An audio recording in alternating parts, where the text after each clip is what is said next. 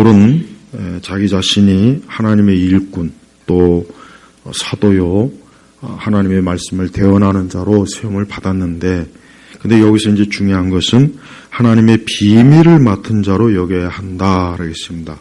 그럼 여기서 이제 하나님의 비밀이 무엇인가? 이 하나님의 비밀, 이 하나님의 비밀. 언뜻 보면은 이게 무슨 특별한 어떤 내용인가? 혹시 성경 외에 다른 어떤 내용이 있나? 어떤 그런 생각을 가질 수 있지만 그것이 아니라 사실 일반적으로 얘기하면 하나님의 비밀은 복음을 얘기하는 거예요. 그러니까 복음을 얘기하는 건데, 좀 더 말씀을 구체적으로 바울서 신의 몇몇 구절을 보면 특별히 7가지의 이제 비밀이 있는데, 요거는 좀 우리가 좀 알아야 될 필요가 있습니다. 그래서 바울은 바울 자신이나 바울의 동역자나 바울의 어떤 가르침을 받은 누구를지라도 동일하게 이 하나님의 비밀, 더 옛날 성경에는 하나님의 신비, 그러니까 이 하나님의 비밀을 가르쳐야 된다, 증거해야 된다, 전해야 된다, 바로 이걸 얘기하는 겁니다. 그러니까 바울은 자기 자신이 자기 마음대로 자기가 지어내서 이런 얘기 저런 얘기 하는 것이 아니라 오직 하나님께서 자기에게 전하라고 한 그 비밀이 있는데, 이 비밀을 부지런히 전하는 것이 자기의 사명이다라고 하는 것입니다. 그럼 그 중에서 이제 구체적으로 말씀을 좀 몇 가지 보면, 첫 번째 예수 그리스도의 동정녀 탄생입니다. 디모데전서 3장 1절에 보면은, 디모데전서 3장 1절, 이 경건의 비밀은 참으로 위대하다. 그분은 육신으로 나타나시고 성경으로 의롭다 하심을 얻으시며 천사들에게 보이시고 나라들 가운데서 전파되시고 세상에서 믿음 받으시고 영광 가운데 올리우셨다. 자, 이 경건의 비밀, 이 비밀 중에 가장 첫 번째는 뭐냐? 그것은 바로 예수 그리스도의 동정녀 탄생이요. 이것은 구약 성경에서 계속 메시아가 오시리라. 그래서 유대인들은 메시아에 대한 그 기다림, 메시아에 대한 갈망이 굉장히 컸어요. 그러나 그들은 어느 정도 선지자들의 메시지를 살펴봤지만, 그러나 구체적으로 메시아가 어느 때 정확하게 어떤 방식으로 어떻게 올지에 대해서 거의 대부분은 알지 못했습니다. 심지어 제사장이나 바리새인들조차도 그 부분에 있어서 좀 희미하고 잘 알지 못했습니다. 그래서 바울이 말하는 게 뭡니까? 이 경건의 비밀은 참으로 위대하다. 그러니까 뭐가 위대하냐? 바로 뭡니까? 그분이 육신으로 이 땅에 나셨다. 육신으로, 그리고 의로운 분으로서 이 땅에 오신 것이, 이것이 엄청난 비밀. 그러니까 이 비밀을 부지런히 자기는 증거해야 될 책임이 있는 거예요. 동정녀 이 탄생은, 이것은 우리 기독교의 아주 중요한 핵심적 교리예요. 예수님께서 동정녀 탄생을 하지 않았다면 예수님은 우리와 똑같은 동일한 죄의 속성을 가졌다는 얘기밖에 안 되는 거예요. 그래서 자유주의가 한창 극성을 부릴 때 이 동정녀 탄생을 극구 그들은 믿지 않았어요. 이건 믿을 수가 없다. 선지자가 예언한 그 여인은 그거는 처녀를 얘기하는 것이 아니라 결혼한 여인을 얘기하는 것이다. 처녀는 절대 아니다. 그러니까 이 동정녀 탄생에 대해서는 지금도 이 부분은 기독교의 우리의 신앙 고백에서 아주 절대적이에요. 만약에 예수님이 동정녀 탄생을 하지 않았다면 예수님은 우리와 똑같은 죄의 육신을 가지고 있는 분이라는 증거밖에 안 돼요. 그럼 그분이 십자가에서 죽으신 대속은 그냥 다 무효가 돼버리는 거예요. 원천 무효가 돼버리는 거예요. 그래서 절대 이 부분은 포기해서도 안 되고 양보할 수도 없고, 우리는 성경에 있는 그대로 하나님께서 그 마리아를, 아직 정원한 마리아, 아직 남자를 알지 못한 그 마리아에게 성령으로 잉태되어서 예수님이 이 땅에 오신 것을 우리는 확고하게, 우리는 믿음으로, 말씀을 믿는 믿음으로 가지고 있어야 됩니다. 사실 물론 기독교 역사에서 또 이 세상에서는 예수님의 동정녀 탄생을 정말 웃기는, 말도 안 되는, 어떻게 그럴 수 있느냐? 그건 말이 안 된다. 자, 우리가 오전에 창세기에도 봤지만 90 먹은 할머니가 아이를 갖는 거, 그건 말이 됩니까? 그것도 말도 안 되는 거예요. 똑같아요. 우리는 하나님께서는 불가능한 것이 없고 하나님께는 어려운 것이 없습니다. 마리아도 그 일에 대해 천사가 계시할 때 굉장히 놀랐지만, 그러나 그는 하나님께서 하신다는 것을 그는 믿었습니다. 진짜 하나님께서는 성령으로 잉태해서, 성령께서 잉태해서 예수님이 그 동정녀의 태회를 통해서 이 땅에 오신 거예요. 이제 곧 이제 12월 달에 이제 12월 25일 이제 많은 교회들이 성탄절, 크리스마스 하겠지만은, 자, 예수님의 오심을 우리가 여러 가지 면으로 중요하고 여러 가지 면으로 우리의 신앙이 아주 중요한 그 복음의 핵심인데, 그 중에서도 예수님께서 이 땅에 오신 것 중에 바로 마리아, 동정녀를 통해서 이 땅에 오셨다는 것은 명확하고 분명한 것. 이게 바로 비밀 중에 첫 번째 이 비밀.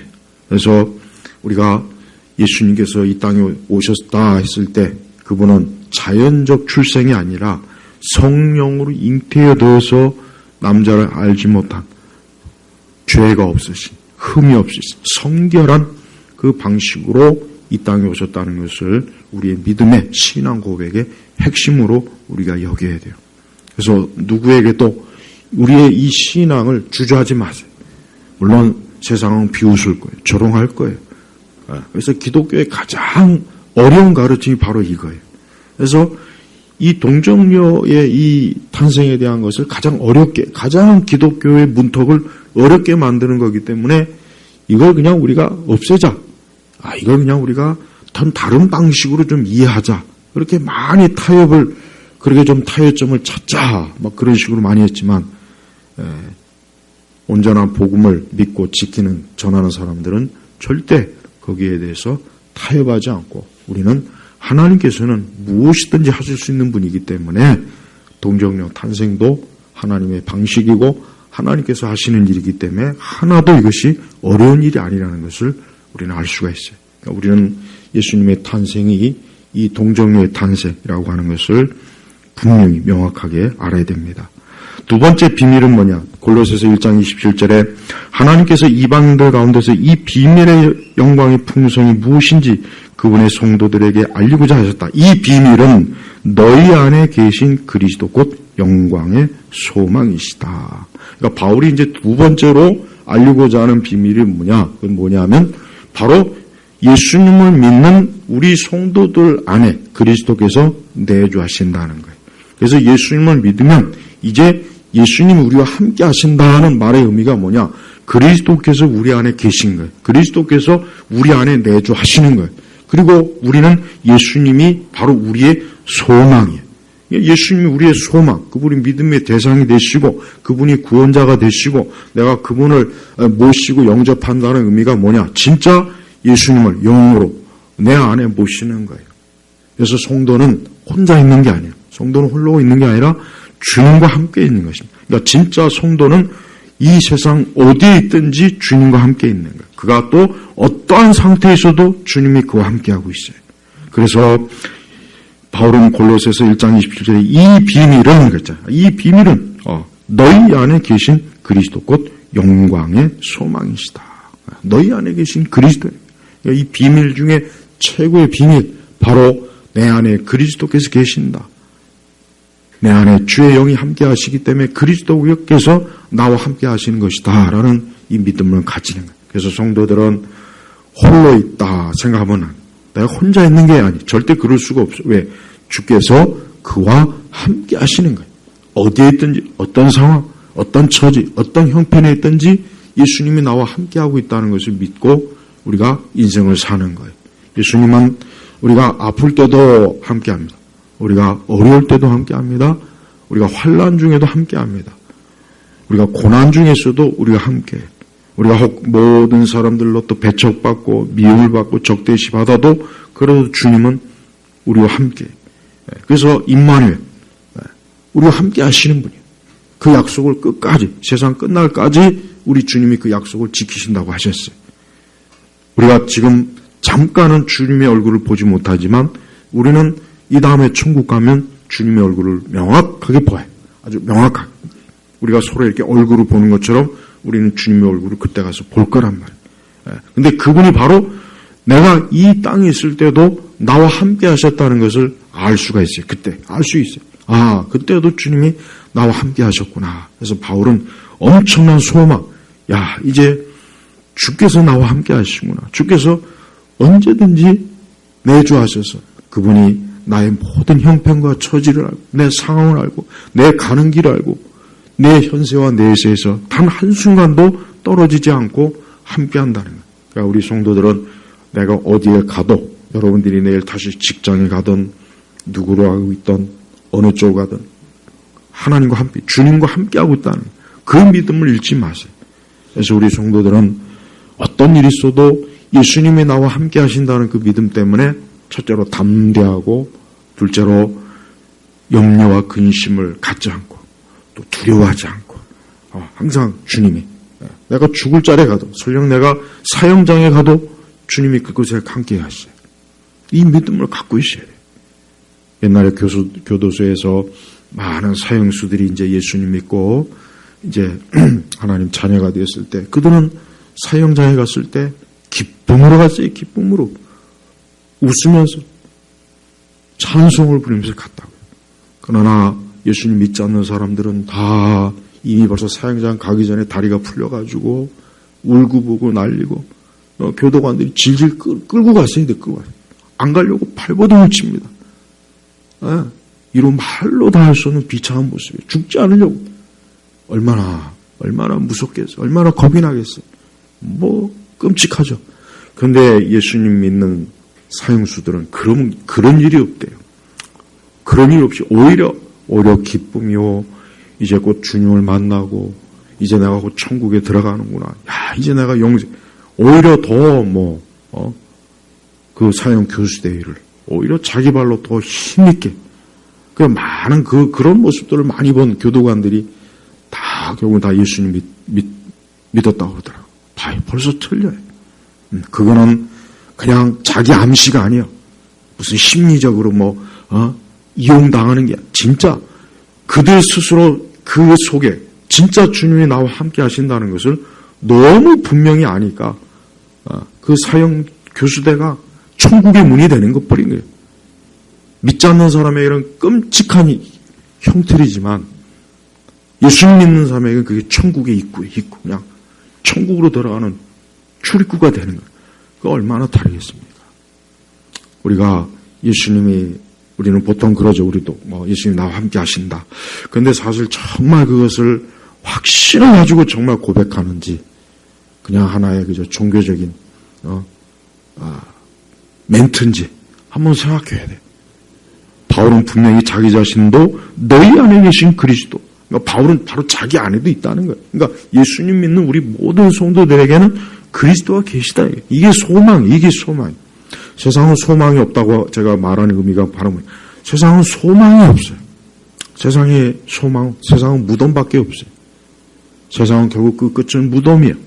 그러나 믿는 우리에게는 그리스도께서 계셔서 우리가 이 땅에서 우리의 마지막 숨을 거둘 때 주께서 환하게 웃으시면서 그분이 나를 맞아주시는 거예요. 이게 여러분 믿음이에요. 이게 기독교예요. 이거는 꾸며낸 게 아니에요. 이거는 종교적 어떤 쇠뇌 취한 것도 아니고 마취당한 게 아니에요. 이거는 그냥 없는 걸 자꾸 그냥 환상으로 심어줘서 믿는 척하는 게 아니라 실체. 저는 우리 성도들이 반드시 여러분 스스로도 내 안에 계신 그리스도라고 하는 믿음이 명확하고 뚜렷하길 바랍니다. 그래야 우리가 이 땅에 살면서 나 혼자가 아니구나. 주님이 함께 하시는구나. 지금 내 이 자리에 주님이 계시는구나 하는 그 믿음을 가지고 모든 인생에 살면서 현세나 내세에서나 우리에게는 이 소망으로 가득한 그런 인생을 살 수 있는 거예요. 세 번째는 에베소서 5장 32절에 이 비밀이 크도다. 내가 그리스도와 교회에 대해서 말한다. 이 바울이 이제 에베소서 5장 이 32절 전으로는 이제 남편과 아내에 대한 말씀인데 그러면서 바울이 이 32절에 갑자기 이 비밀이 크도다 하면서 그리스도와 교회 마치 그리스도와 우리 성도들은 뭐예요? 신랑과 신부의 관계를 하는 거예요. 그러니까 떼려야 뗄 수 없는 하나님이 맺어주신 거예요. 그래서 교회는 그리스도와 함께한다. 연합된 거예요. 그러니까 뗄 수가 없어요. 아까도 여기 전에 얘기했죠. 어떻게 나는 10년 뒤에 교회를 안 나가? 그거는 난 그 사람들은 지금 그리스도에 연합한 사람이 아니에요. 그럴 수가 없어요. 진짜 그들이 그리스도에 연합한다면 감히 그는 꿈도 꿀 수 없는 거예요. 근데 어떻게, 자, 여기 두 사람이 딱 결혼을 했어요, 남녀가. 여기 이제 결혼하지 얼마 되지 않는 두 사람이 딱 결혼 서해 가면서 우리는 10년 뒤에 이혼할 겁니다. 그게 말이나 됩니까? 아니, 그게 말이나 되냐? 안 되죠. 근데 그런 말이 안 되는 짓을 그들이 하고 있어요. 지금 많은. 어떻게 예수님과 이혼하겠습니다. 말이 됩니까? 교회와 멀어지는 거는 예수님과 이혼하는 거예요. 성경에 뭐라 했습니까? 이혼은 하나님이 싫어한다 그랬죠? 교회와 멀어지는 건, 떨어지는 건 하나님이 싫어하는 거예요. 근데 어떻게, 그건 꿈에도 꿀 수 없는 거라고요. 오히려 더 교회, 나와 그리스도와는 더 가까워지는 거예요. 진짜 성도는 그리스도와 더 가까워집니다. 그러니까 참된 성도의 신앙은 점점 시간이 갈수록 그가 그리스도와 더 가까워지다가 결국 마지막에 예수님을 직접 자기가 보는 거예요. 지복직관. 주님을 직접 자기가 보고 알게 되는 그때 주님을 만나는 거라고요. 이게 성도의 최고의 소망. 그래서 성도는 다른 소망이 없어요. 다른 소망, 아까도 얘기했지만 성도의 소망은 주님을 직접 보고 만나고 싶어하는 그 소망이에요. 그게 성도의 최고의 소망이에요. 최고. 진짜 주님을 사랑하고 주님을 갈망하고 밤낮으로 우리 예수님을 생각하는 사람이라면 마땅한 거 아니겠습니까?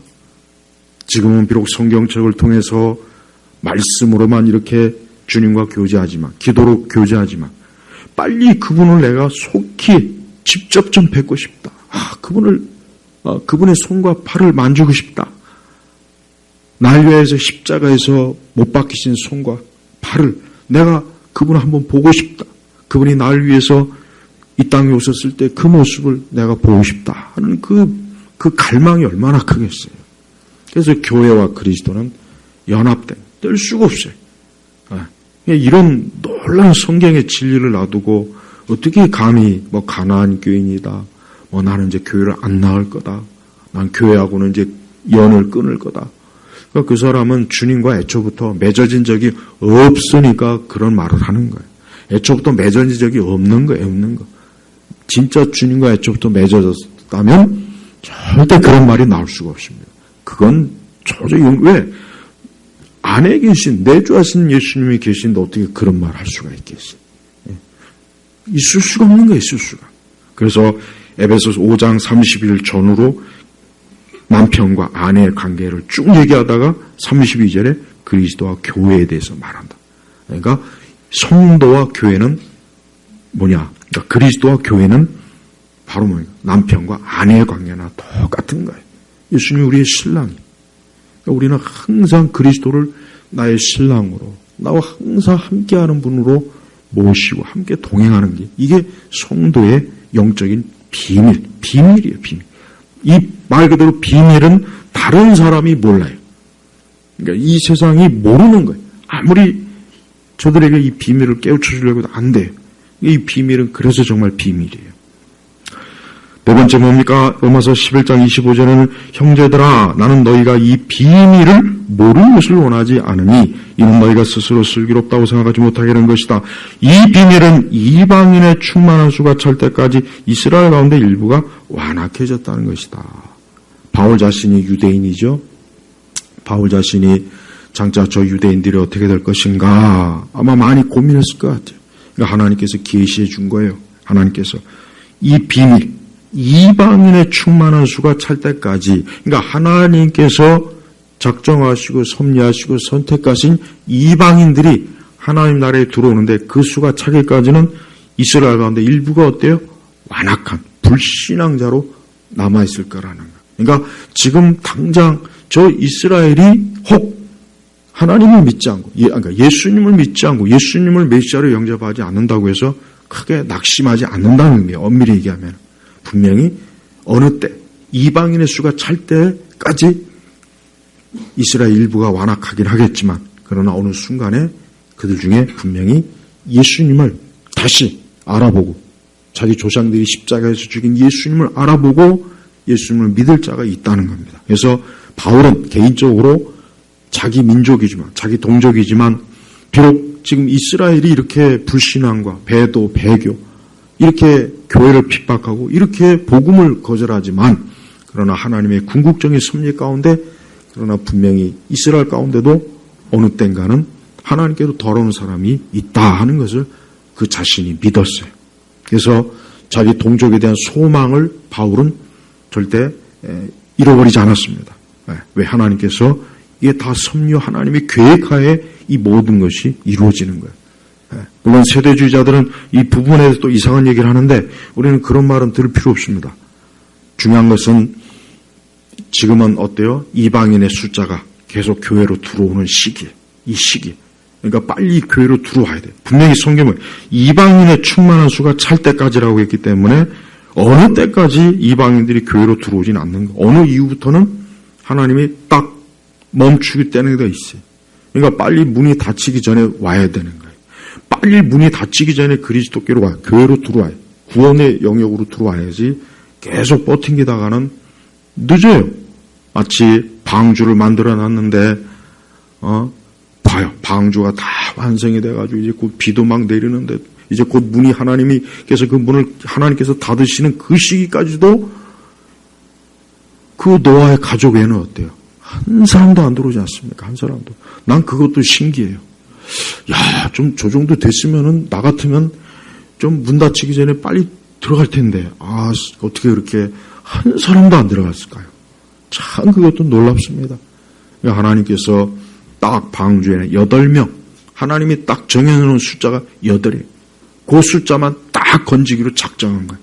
마찬가지예요. 마지막 이 구원이라고 하는 이 교회라고 하는 이 방주도 결국 하나님이 딱 정해놓은 수가 있어요. 수가 있는 거예요. 우리는 그걸 몰라요. 그러니까 우리는 부지런히 복음을 전해서 빨리 구원으로 오라, 빨리 오라. 그게 하나님의 이 구원의 계획 중에 아주 중요한 계획입니다. 그래서 우리 성도들은 이 로마서 11장 25절의 말씀에 비춰보면 이방인의 하나님께서 구원하신 이방인의 숫자도 있고 이스라엘 가운데서도 하나님이 구원할 자가 있다는 것을 우리가 알 수 있어요. 그러니까 하나님은 창세전에 하나님의 교회, 하나님의 나라에 들어올 자를 이미 다 예정하시고 하나님이 그들을 선택과 예정으로 하나님이 다 정해놓으신 겁니다. 그러니까 하나님께서 이 세상 마지막 때까지 이 모든 것을 하나님이 다 완성하십니다. 그러니까 우리는 우리 자신이 내가 이방인으로서 우리는 이방인이에요. 우리는 아브라함의 직계 혈통이 아닙니다. 아브라함이 믿음의 조상이지만 아브라함의 직계 혈통은 아니에요. 그렇지만 하나님께서 우리를 사랑하셔서 우리를 어때요? 부르셔갖고 구원으로 우리를 하나님의 교회로 그리스도 안으로 우리를 불러들인 거예요. 그런데 아직 이 안에 들어오지 못한 이들이 너무 많습니다. 너무 많아요.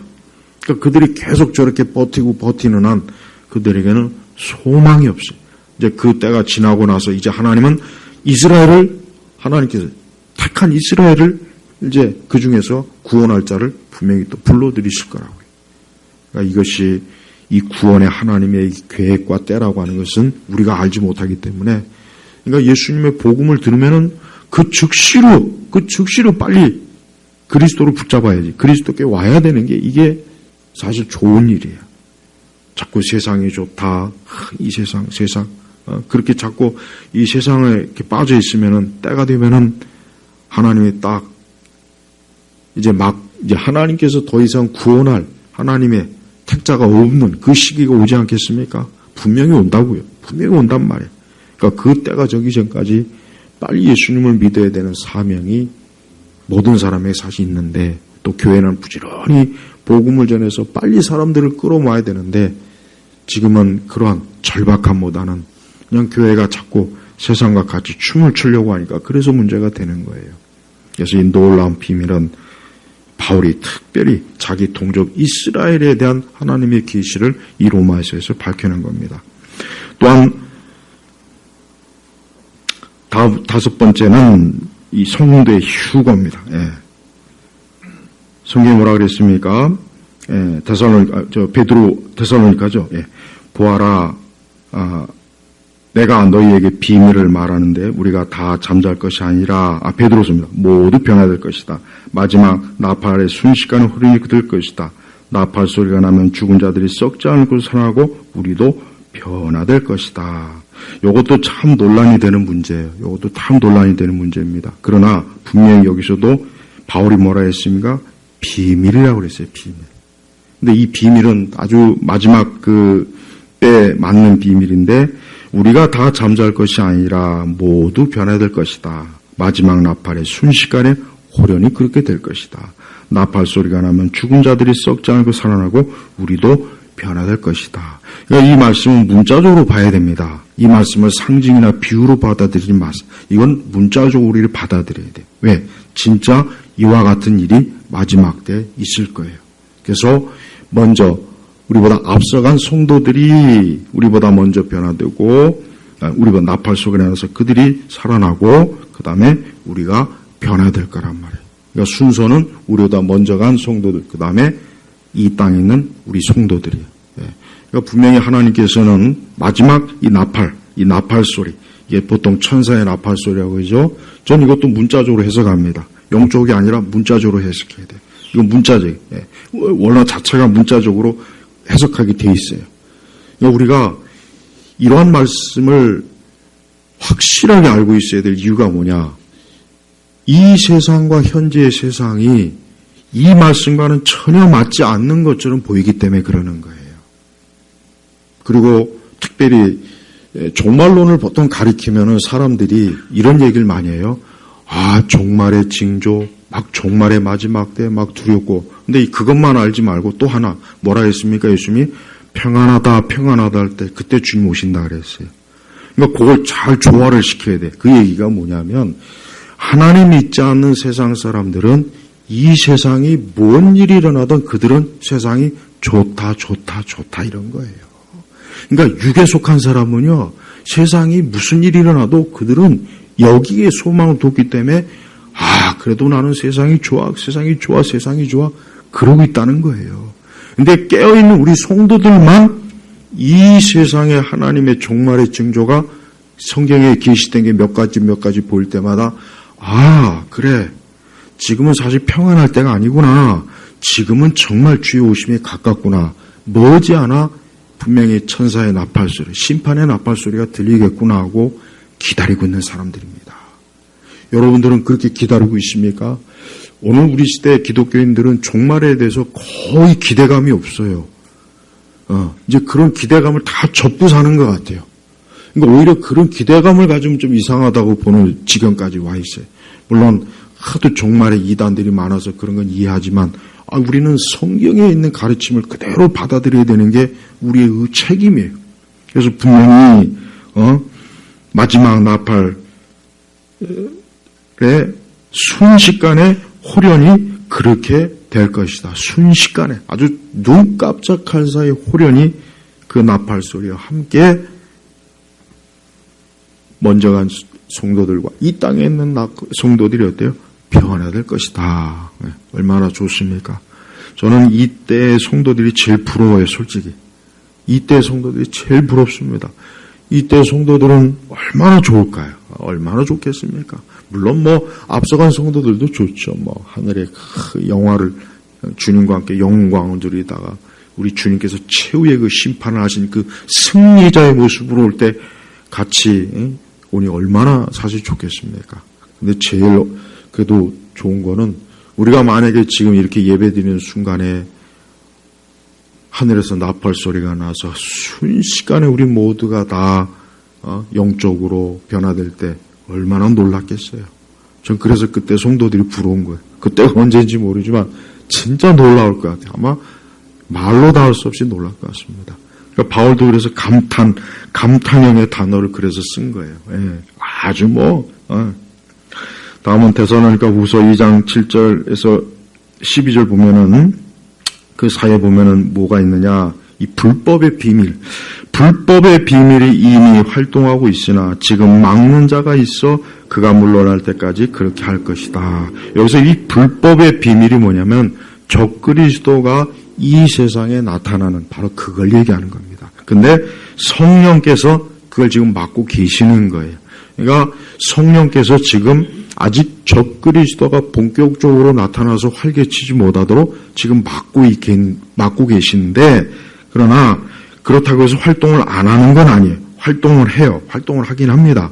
그래서 우리가 이 세상을 보면은 이 세상의 어둠의 영에 잡힌 그런 현상들이 곳곳에서 많이 일어나잖아요. 정치나 경제나 군사나 과학이나 의학이나 사회 체계 이런 보면은 확실히 이 불법의 비밀, 이 적그리스도의 영이 확실하게 활동하고 있는 게 보여요. 우리 기독교도 점점 배도로 깊이 빠져들잖아요. 자꾸 배도. 그러니까 믿음을 배신하는 거예요. 말씀을 자꾸 배도하는 길로 자꾸 가요. 아주 기울고 갑니다. 그리고 많은 이상한 이적을 행하고 신비한 일을 행하고 막 그런 사람들이 점점 많아지죠. 이단도 많아지죠. 그러니까 교회가 또 그리스도의 복음의 십자가에 집중하지 않고 이 세상 영광을 취하는 교회로 자꾸 이렇게 흘러가죠. 그게 다 뭡니까? 이 불법의 비밀, 적그리스도의 영이 온 세상을 지금 뒤집어서 활동을 하는 거예요. 여러분, 이 적그리스도는 단순히 종교적인 영역에서만 활동하는 게 절대 아닙니다. 이 적그리스도는 정치적인 영역에서 활동해요. 이 정치와 종교와 문화와 세상, 그리고 무엇보다도 적그리스도는 확실히 세상의 권력을 다 자기가 차지해요. 권력을 차지합니다. 성경 계시록에 분명히 나와 있잖아요. 그리고 마귀가 예수님을 유혹할 때 세 가지 중에 한 가지가 예수님 앞에 네가 나한테 복종하면은 내가 온 세상을 주겠다. 그 얘기는 세상 권력을 너한테 주겠다. 근데 어디 감히 예수님 앞에 그런 황당한 제안, 왜 온 세상이 주님의 것인데 이 마귀가 주제넘게 자기가 잠깐 이 땅에 어떤 권세를 좀 줬다고 그런 어리석고 미련한 그런 제안을, 말도 안 되는 거죠. 그런데 보세요, 이 세상의 권력자들은 제가 보는 관점에서는 역사를 봐도 그렇고 공중권세 잡은 자에 의해서 그 권력을 행사하는 이들이 거의 대부분이라고 봐요. 그들이 절대 선한 권력을 쓰지 않아요. 선한 권력을 쓴 그 통치자가 거의 없어요. 거의 없습니다. 다 악한 권력, 그 권력을 가지고 악을 행하고 하나님을 대적하고 교회를 파괴하고 믿는 자를 죽이고 이 세상을 어지럽게 만들고, 다 보십시오. 그들이 그 권력을 그러면 누구를 통해서 행사하는 거겠습니까? 적그리스도를 통해서 행사하는 거죠. 어떻게 제정신 가지고 사람이 그걸 할 수가 있겠어요? 그래서 우리가 역사적으로 보면은 많은 이 권력자들이 보이지 않는 악한 무언가에 의해서 저들이 움직이고 활동하는 일들이 비일비재했어요. 많았습니다.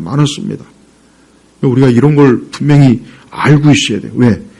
그래야 이 세상이 그냥 보이는 보이는 물리적 그런 것으로만 세상이 움직인다고 생각하면 안 되니까, 보이지 않는 배후에 악한 영이 반드시 역사합니다.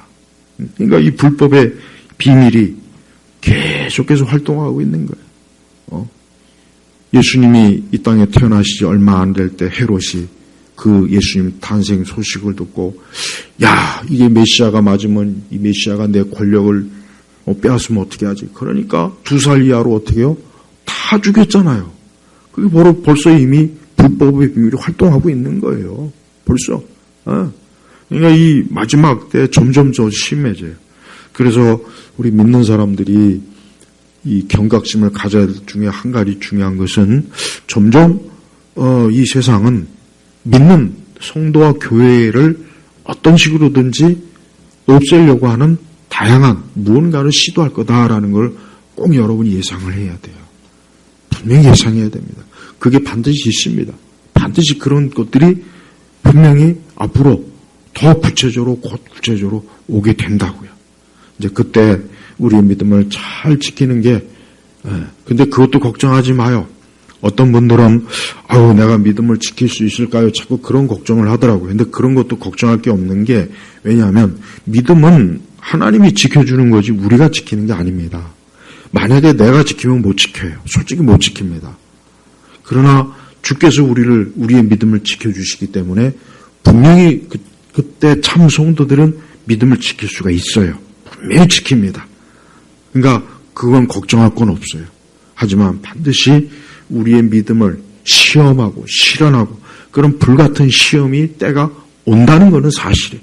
그러니까 그때 절대 나는 끝까지 그리스도의 편에 서리라는 믿음을 가지고 우리가 살아야지 행여라도 우리가 그 믿음을 또 하찮게 여기고 대수롭지 않게 여기고 그걸 우리가 이 세상에 더 우선시해다가는 공연히 우리가 또 큰 시험에 빠질 수가 있으니까 미리미리 믿음의 준비를 잘 평소에 해놔야 돼요.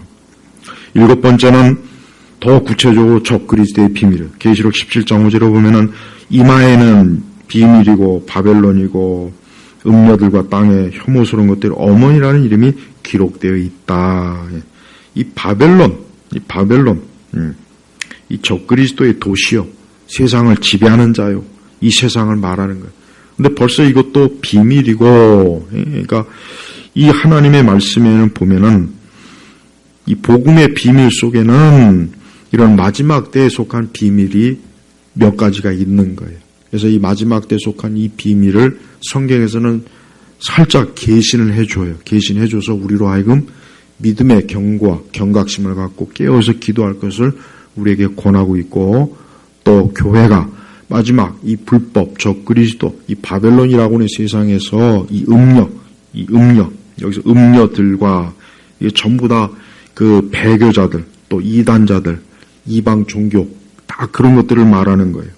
혐오스러운 것들의 어머니라는 이름이 기록되어 있다. 종교개혁자들은 계시록 17장 5절을 전부 다 로마 카톨릭으로 다 해석합니다. 저도 사실 그렇게 봐요, 솔직히. 저는 로마 카톨릭은 분명히 저 로마 카톨릭은 마지막 때에 이 적그리스도를 분명히 저는 교회 머리로 세울 거라고 확신합니다.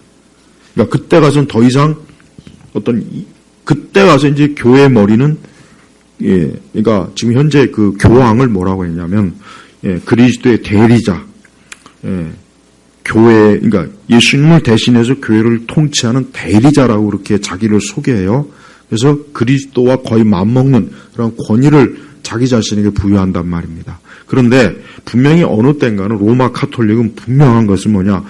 적그리스도가 이제 본격적으로 활동하게 되면 그가 이제 교회 머리라고 분명히 카톨릭은 분명히 선언할 거예요. 그러면 전 세계에 있는 수억의 그러니까 카톨릭 교인들이 지금 몇 억이 되는지 거의 꽤 돼요. 전 세계에 있는 수억의 10억이 넘어요. 한 12억에서 13억을 될 거예요. 그 많은 카톨릭 교인들은 전부 다 그를 그리스도로 받아들일 거라고요. 바로 이게 문제란 말이에요. 그러니까 로마 카톨릭이 왜 종교 통합에 이렇게 열심히냐? 여러분, 종교 통합을 하는 주축 세력이 카톨릭이에요. 이 카톨릭은 17세기 이후부터 이 제수를 통해 가지고 개신교 파괴 공작을 했고, 그 다음에 구체적으로 이 온 세상에 있는 종교를 통합하려고 하는 그런 목적과 의지를 가지고 활동하고 있어요. 지금도 활동하고 있다고요. 그러니까 이 카톨릭이 이제 마지막에 어떻게 보면은 온 세상의 종교를 분명히 통합할 겁니다. 할 거예요. 분명히 합니다. 안 될 것 같죠? 반드시 됩니다. 그러면 이제 개신교는 벌써 이미 그들과 이젠 더 이상 우리는 로마 교회와 분리할 이유가 없다. 이제 로마 교회를 우리 교회 어머니로 모시고 우리는 로마 교회에 다시 들어간다. 분명히 선언할 거라고. 이제 그때 되면 이제 종교 개혁이 이제 무효로 돌아가는 거야. 루터와 칼빈이 쓸데없는 짓을 했다. 지금도 그런 얘기를 하고 있는데 지금도 하고 있다고요. 그 앞으로 더 한다고. 이제 개신교는 없어져요. 그래서 그 때가 되면 이제 아마 그 때가 되면 이 모든 우리 개신교회들은 카톨릭으로 다 흡수가 될 거예요. 다 흡수가 돼. 그래서 더 이상 이제 개신교 체제는 없어지는 거예요. 분명히 그렇게 된다고요. 이런 작업들이 지금도 하고 있고, 이 WCC가 왜 문제냐면 바로 그런 작업을 하는 것이 WCC라고요. 근데 뭣도 모르고 WCC가 좋다고 이렇게 춤추고, 그게 얼마나 이 저주받을 짓입니까? 여러분, 분명히 마지막에는 온 세상의 종교가 하나가 되고 그 정점에 누가 있습니까? 적그리스도가 딱 자리 잡고 있으면서 정치와 권력을 다 휘어잡는 거예요. 여러분, 로마 황제가 어떤 사람인지 아십니까? 로마 황제를, 그러니까 로마의 체제를 보면은 앞으로 적그리스도의 체제를 명확하게 이해할 수가 있어요. 일단 로마 황제는 신입니다. 신. 살아있는 신이라고요. 그리고 로마 황제는 종교적인 정점에 있는 최고의 우두머리면서도 정치적인 최고의 우두머리라고요. 그래서 카톨릭이 정확하게 로마 체제를 그대로 받아들인 거예요. 아주 그대로 그냥 아주 똑같이 복사해버렸어요. 그러니까 마지막에 적그리스도는 정치적, 종교적 권력을 다 갖고 온 세상의 정점에 앉아갖고 이제 온 세상으로 하여금 내 앞에서 머리를 숙으래라, 고개를 숙으래라. 나 외에 다른 어떤 누구도 믿어서는 안 된다. 그렇게 공식적으로 선포할 거라고요. 반드시 그럴 겁니다. 그러나 그때 우리 참 믿는 성도들은 그럴 수가 없죠. 마치 로마 제국 때 우리 그리스도인들이 황제 신상 앞에, 황제 앞에 고개를 숙이면, 황제 두상과 형상 앞에 고개 숙이면 너의 믿음을 그래도 봐주겠다 했지만은 그 당시 많은 그리스도인들이 거부하다가 얼마나 많이 순교했습니까? 그러니까 그러한 형태가 마지막 때 꼭 되풀이 된다고요. 마지막 때 되풀이 된단 말이에요. 그러니까 앞으로 우리가 알아야 될 것은 우리가 성경적으로 보면 분명히 환란이 와요. 대환란이 분명히 옵니다. 그때는 극심한 환란이 온다고요. 얼마나 그게 극심한지 예수님은 창세 이후로 또 예수님께서 만약에 그날을 감해 주지 않았으면 우리 믿는 자들까지도 다 환란에 그냥 다 무너질, 그러니까 무서운 거예요, 무서운 거. 지금 우리가 그런 거를 앞두고 있고 계속 다가오고 있는데 우리가 기도하지 않고 깨어있지 않고 우리가 어떤 이 세상의 염려, 근심에 시달려갖고 그냥 그러고 있으면 어떻게 합니까? 안 돼요. 그러니까 지금 성도들은 더더욱이나 우리 성도들은 다른 데 소망 갖지 말고 그래 내가 내 주어진 인생과 삶을 어차피 이렇게 한 번에 주어진 삶이 내가 예수님이 날 불러주셨는데 아니 지금 세상 돌아가는 거나 세상 되어진 일들을 보면은 이거는 누가 봐도 이 땅이 얼마나 큰 극심한 고통이 머지않아 올 거를 딱 봐도 알지 않습니까? 우리가 주님에게 소망을 둬야 되는 거예요. 다른 데 소망 두지 마세요. 다른 데 소망을 자꾸 두면은 주님을 떠나게 돼 있어요. 그래서 그리스도인들은 세상에서 뭐 내가 성공했다, 잘 된다, 뭐 집 샀다, 나 뭐 건물 샀다, 내 연봉이 오른다. 그런 거 정말 그런 거에 마음을 끊고 살아야 됩니다. 그런 거 마음을 끊고 살지 않은 이상은 안 됩니다. 안 그러면 우리도 역시 세상 체제 그냥 넘어가가지고 믿음을 그냥 하찮게 믿음을 그냥 갖다 버릴 수도 있어요. 온 세상 보십시오. 언론을 보십시오. 결국 세상이 추구하는 가치는 하나밖에 없어요. 세상 영광이에요. 기업도 그렇죠. 정부도 그렇죠. 개인도 그렇죠. 학교도 그렇죠. 온 세상이 추구하는 것은 하나예요. 결국 바벨탑을 쌓는 거예요. 그 하나의 정점에 딱 보여요. 우리가 그런 데서 떨어져 나와야 됩니다. 그렇지 않으면 우리가 마치 바벨탑이 하나님이 심판으로 무너질 때 같이 무너지게 돼 있는 거예요. 그래서 그리스도인의 이 시점에 있어서 그리스도인은 확실히 어느 정도 이 세상에서 발을 많이 빼면서 살아야지 정신없이 살다가는 나도 모르게 그 바벨론 체제에 속해가지고 나도 모르게 그것이 무너질 때 우리도 같이 무너질 수가 있는 거예요. 특별히 계시록 17장 5절에 이마에는 비밀이고 바벨론이고 음녀들과 땅의 혐오스러운 것들의 어머니라는 이름이 기록되어 있다. 이거는 이 어머니라는 말을 딱 보는 순간 이건 가톨릭이다. 천주교라는 게 이게 딱 맞아요.